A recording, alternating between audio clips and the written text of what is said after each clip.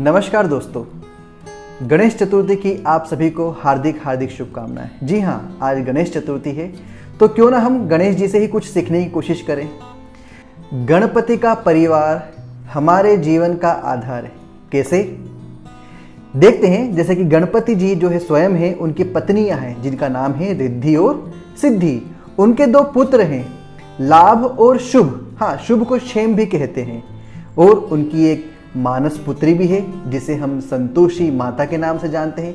तो यह उनका पूरा भरा परिवार है। परंतु केवल हम इस परिवार के नाम जानते हैं, परंतु इनके एक एक नाम का अर्थ नहीं जानते। तो इस वीडियो को आखिर तक अवश्य देखिए। आपको इस वीडियो की पूरी सीरीज में काफी मजा आने वाला है। तो इन वीडियो को आप अवश्य देखिए ताकि आपको पूजा कैसे करनी है और क्यों करनी है, गणेश जी सही मायने में समझ में आ जाएंगे। तो चलिए शुरू करते हैं, क्योंकि गणेश जी ही क्या है, हमारे जीवन का आधार।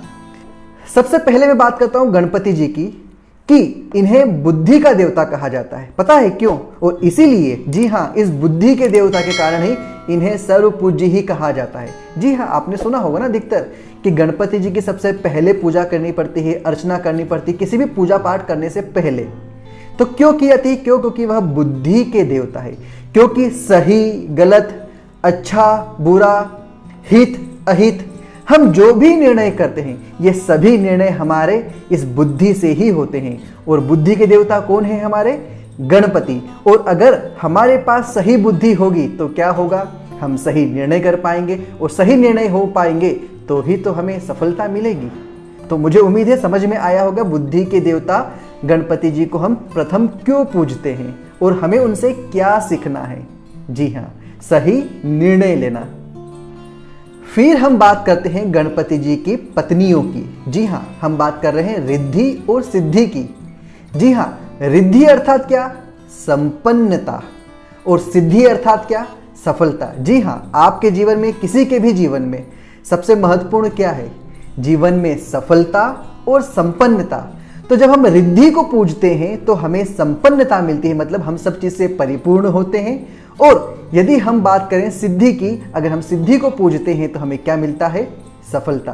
तो जब गणपति जी साथ में आते हैं, अपने घर में विराजमान हम करते हैं, तो बुद्धि लेके आए पहले, उसके साथ में बुद्धि के साथ रिद्धि सिद्धि मतलब सफलता और संपन्नता भी लेके आते हैं, क्योंकि वो भी हमारे जीवन का एक महत्वपूर्ण अंग है। इसके बाद हम बात करते हैं उनके पुत्रों की, जिसे हम लाभ और क्षेम कहते हैं। जी हाँ, लाभ का अर्थ है अर्जित करना।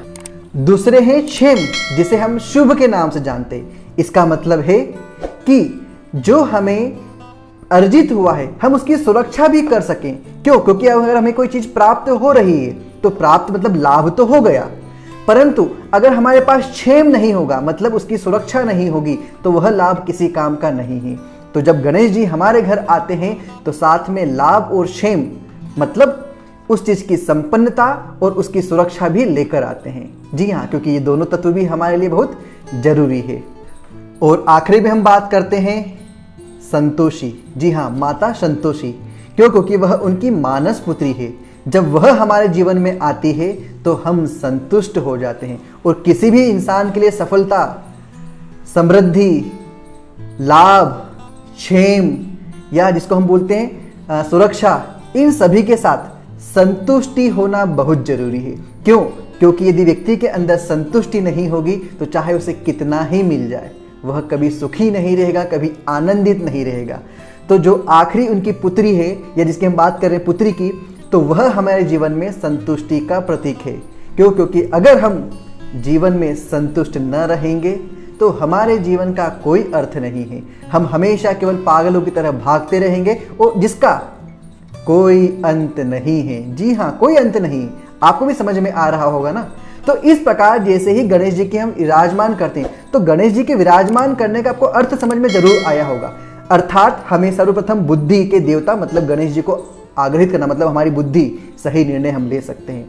रिद्धि की हमने बात करी तो रिद्धि मतलब होती है संपन्नता। और हमने बात करी सिद्धि की, तो सिद्धि का मतलब होता है सफलता। फिर हमने बात करी लाभ की। लाभ का मतलब होता है किसी चीज को अर्जित करना, प्राप्त करना। और क्षेम मतलब शुभ, शुभ।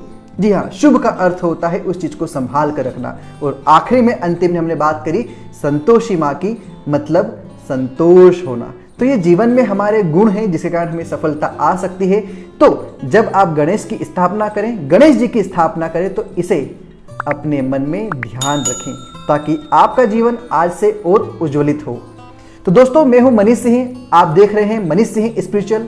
यदि आप पहली बार इस चैनल पर आए हैं तो मैं आपसे निवेदन करना चाहूंगा कि आप इसे सब्सक्राइब करें, और जो लोग सब्सक्राइब कर चुके हैं तो प्लीज़ शेयर कीजिएगा, लाइक कीजिएगा और मुझे प्यार दीजिएगा। और हाँ, कमेंट करके जरूर बताइएगा कि क्या आप चाहते हैं।